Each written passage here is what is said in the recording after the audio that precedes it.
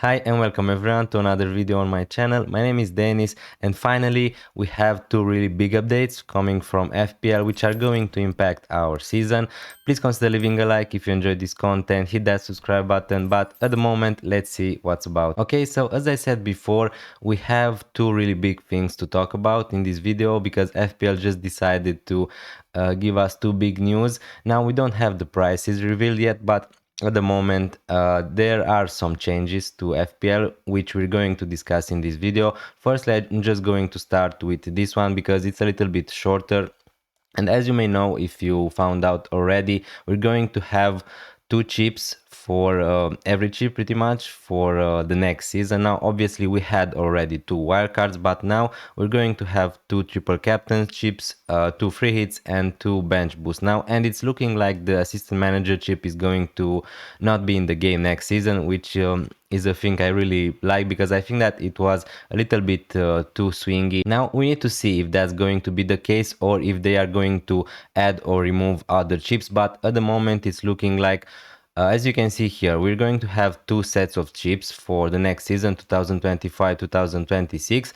From game week 1 and 19 you can use the first set of chips, and from game week 20 to 38 you're going to use the chips who remain. So you're not going to be able to stack those chips. For an example, you want to stack two free hits for the game week 37 and game week 38. If you're not going to use those chips before game week 19, you're just going to lose them probably. Now again, this is how the wildcard worked before. Now if I was to give my opinion, I think that it is interesting. Now it was pretty crazy because yesterday we just had two really major news in terms of FPL, in terms of how the game is going to be next season. I think that it is interesting that we're going to have more chips, but to be honest with you, I'm not sure how I feel about it. Is it a bad idea? Is it going to make the game more enjoyable?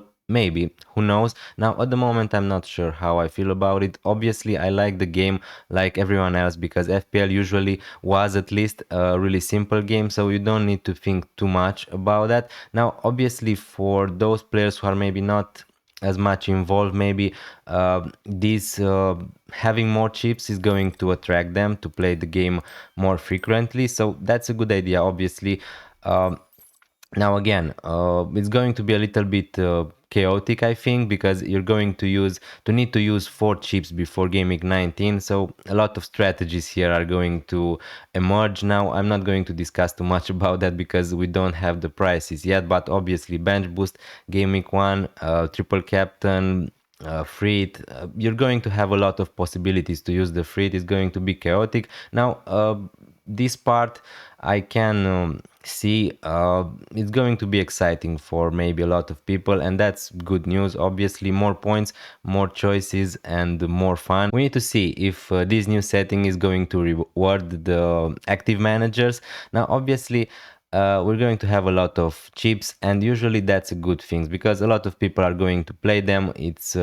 It's going to be more fun. Maybe the swings are going to be even better at the moment, but usually if a lot of people are going to play and enjoy the game, I think that it should be okay. Now in terms of my FPL strategy, is not going to change too much. We're going to see how this is going to work when the game is going to launch. But enough with this. Please let me know in the comments down below what's your opinion on having two sets of chips for the next season. Let's move to the second big change. Moving forward, let's take a look at the second major huge change, what's going to happen in FPL from next season, which is defensive contribution. So now maybe you're asking, but what does that mean? Obviously I'm going to try to explain a little bit. We're going to take a look here about what's about pretty much. Honestly, I just saw yesterday. Now let me just put it here. Now if I want to give my honest opinion, to be honest with you, at first yesterday when I saw this I was amazing. That's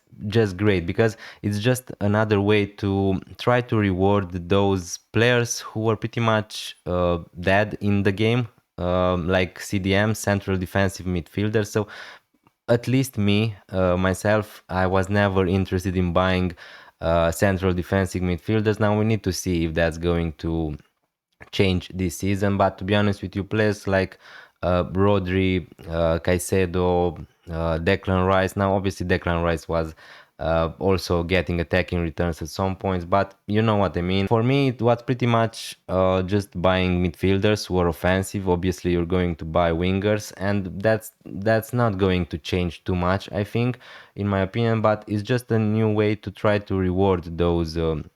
Midfielders and obviously those defenders who pretty much you're just buying a defender, and when he's going to lose the clean sheet, you just lose the clean sheet points, obviously. So we were relying on attacking fullbacks pretty much in FPL for the last seasons, and that pretty much became a little bit basic, to be honest with you, because yeah, everybody was going for players like Trent Alexander-Arnold. I can't believe I can remember more, but obviously James, Zinchenko, a lot of fullbacks, Robertson, players from Manchester City, Gvardiol. So you get my point.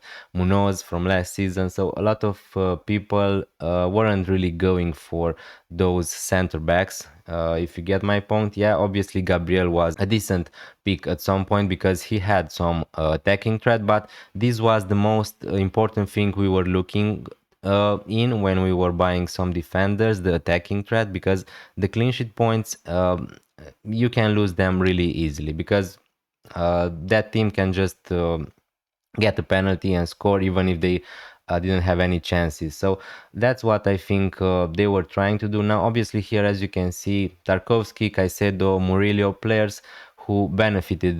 If this new metric was active last season, this is the number of points they would have got. So 44, 42, that's impressive. Obviously, don't hype too much this metric because we're going to debunk it a little bit. It's not going to be so easy to get those points. So as I said before, what it is, what's the meaning of defensive contribution? If you don't know, obviously it's going to be about clearances, tackles, interceptions, ball recoveries, and this is going to apply not only to defenders, it's going to apply to also midfielders and forwards. But obviously as a forward, you're not going to get a lot of defensive contributions in a game, so that's not really too important. But as you can see here, what I also explained earlier, they tried. I think that the idea is really good. I don't know how it's going to work next season, but to be honest with you, I like it at the moment. I think that they tried to as I said before, because everybody was going for attacking fullbacks, they tried to make that decision a little bit harder, and we need to see obviously how that's going to work. Because for an example, yeah, now you're just going to buy a player like Tarkovsky because he's going to get a lot of blocks, interceptions, you know what I mean? But again, we don't have the prices yet, so they are going to, these players which have this potential to get a lot of defensive contributions are going to be priced probably a little bit more expensive now. So we need to see what difference this is going to make, but the idea, it's okay to try to differentiate a little bit, to try to make the decision a little bit harder for us. For an example, from Everton you have Tarkovsky and Mikolenko. Now because Mikolenko also is not a really attacking defender, you're just going to buy Tarkovsky because he's making hell of a lot more defensive contribution. Now as you can see here, here we have the top players for defensive contribution in the last season. Obviously, if the chip, if the metric was active there, as you can see. And in the first place we have James Tarkovsky with he would have got 44 points. Moises Caicedo, Jan Bednarek, Dean Huijsen. So as I said before, pretty much this metric is going to reward the center backs, but don't forget that also the fullbacks can get this, the midfielders can get this. So it's not like just the center backs now are going to be amazing or something like that. Because for an example, someone like Nico Williams from Nottingham Forest is also an attacking defender, but he's also making a lot of interceptions, ball recoveries, tackles. So yeah, we need to see what's going to happen. But as you can see here, João Gomez, Idrissa Gueye, Wout Faes, Christian Norgard, these were the players, the top players from last season. Now again, as I said before, I think that this is not going to change hugely how we're going to play this game, because for an example, here you have Bednarek from Southampton, and yeah, to be honest with you, I don't know how many people had defenders from Southampton last season. Uh, if this metric was active last season, it would have make a difference. I'm not so sure because, to be honest with you, you're just not going to, or at least me, I'm not going to just buy Bednarek because he's making a lot of tackles, uh, because he's also getting. Southampton are conceding a lot of goals. So, yeah, we need to see how it is going to work. But as you can see here, CBIT, clearances, blocks, interceptions, and tackles, as I said before, this is for the defenders. We're going to see for the midfielders in a minute. This season, any defender who reaches a combined total of 10 clearances, blocks, interceptions, and tackles. So, all those things stacked, when you're going to get 10, that player is going to get 2 FPL points. It's similar to the fact how the goalkeepers are going those save points, but what I really like about how they worked here is that, as you can see, but unlike save points, defensive contribution points will be capped at 2 points per match. So now, maybe you don't like this. Personally, I like this because uh, it is a change, and it is a change that's not going to impact FPL so hugely. For some examples, maybe someone has Tarkovsky and he's going to get, I don't know, 40 interceptions in a game and he's going to get a lot of points. And another guy has Mikolenko who has zero. So I think that the swings could be too much. Now, obviously, not a lot of players are going to make a lot of CBITs every gaming, but I think that it is capped and I think that it is okay.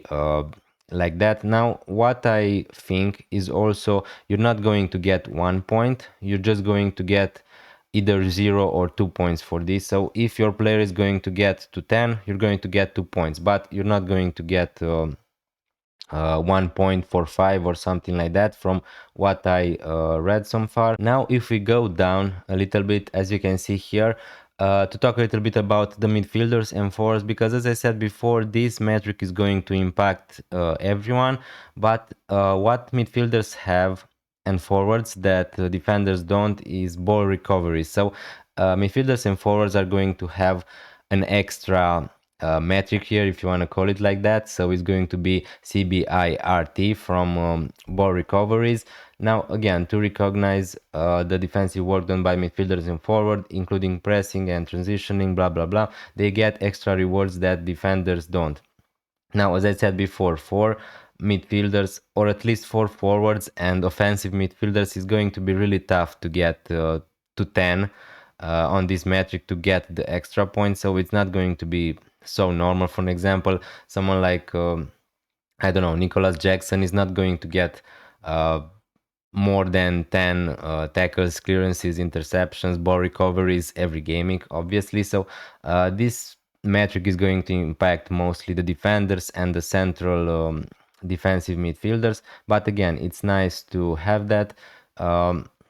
In addition to the clearances, blocks, interception, and tackles, their ball recoveries will also count towards the total of defensive contribution. So, yeah, it's going to be really interesting to see the reaction of some people because, as you can see here, these recoveries include a range of action that defensive midfielders in particular are good at, like being first to a loose ball. So, it's going to be really tricky to see if maybe someone like Caicedo is going to make a ball recovery. FPL are just going to remove that, so it's going to be a little bit subjective. That's what I'm trying to say.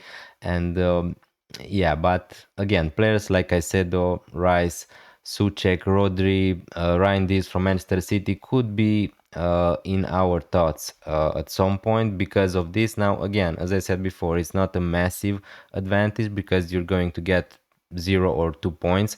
So, yeah, but it is a little bit harder now to try to choose. For example, if you're going to have defensive midfielders who's going to be 4.5 millers or something like that, and he's going to be really good in these metrics, to save some cash, it could be a decent decision to have him because he's going to get 3 4 points, maybe 5 points for pretty much doing just defensive work, if you get my point. But now let's see my main opinion on these changes. Okay, now before ending the video, here is going to be a short resume. If you're not patiently enough to watch all my talking, I know that I talk a lot, a little bit maybe, and not so impactful to you, but yeah, I really got caught in these changes. As you can see here, I made the short resume. So for defenders, 10 defensive contributions is going to mean 2 points. So they are not going to get 1 point or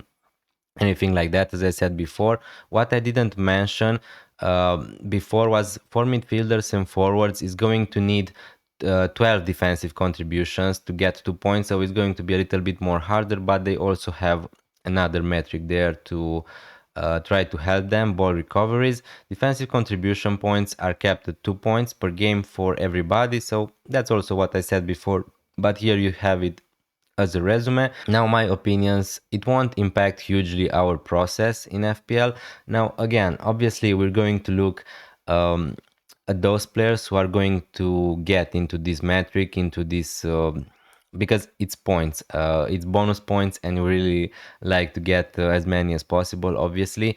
But again, I don't think that is going to impact us too much, because for an example, as I said before, these players, Caicedo is not going to be 4.5 millions, or I don't know, someone like Tarkovsky. For me, it's hard to believe that now he's going to be 4.5 millions, because if that's going to be the case, everybody is just going to buy Tarkovsky from Everton, and nobody's going to think about buying Mikolenko or something like that. So yeah, it's just not about Everton, but these players who are having really good chances of getting these extra points probably are going to be priced more expensive now. So I'm really curious about the prices at the moment, and also those attacking fullbacks. For an example, someone like Frimpong. Now I'm not saying that he's going to be priced a little bit lower now, because but the thing is, some players don't have really great chances to get into these bonus points, because for an example, someone like Aaron Wan-Bissaka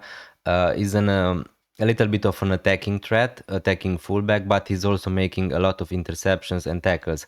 But for an example, someone like Frimpong, who's going to be just bombing forward down the line, he's not really good at making ball recoveries, tackles. We need to see what's going to happen, but is there a chance that these attacking fullbacks are also going to get their price change a little bit to try to make the decision even harder?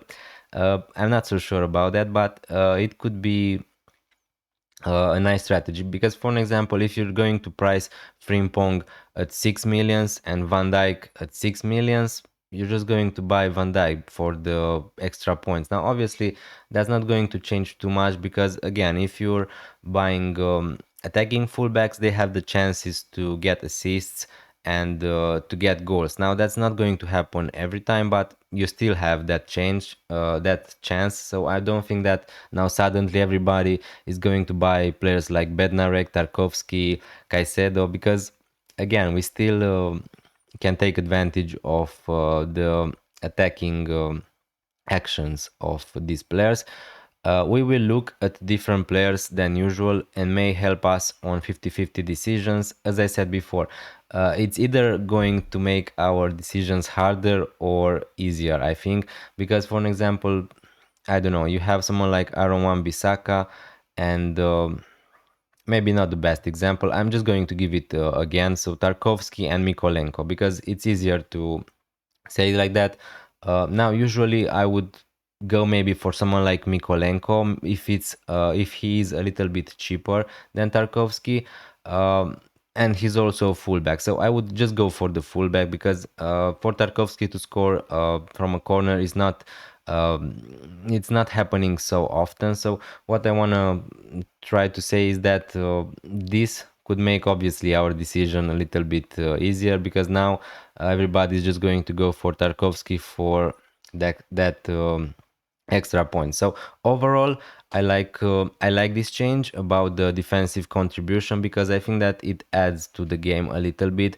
And to be honest with you, I was really, I don't know, all these years I played FPL, I haven't even considered having CDMs in my team, like Rice, Suchek, Gundogan, maybe not the best examples because these scored a lot of goals, but yeah, I think that it's a good idea for them also, and also for the center backs, because yeah, it's going to make the game a little bit interesting.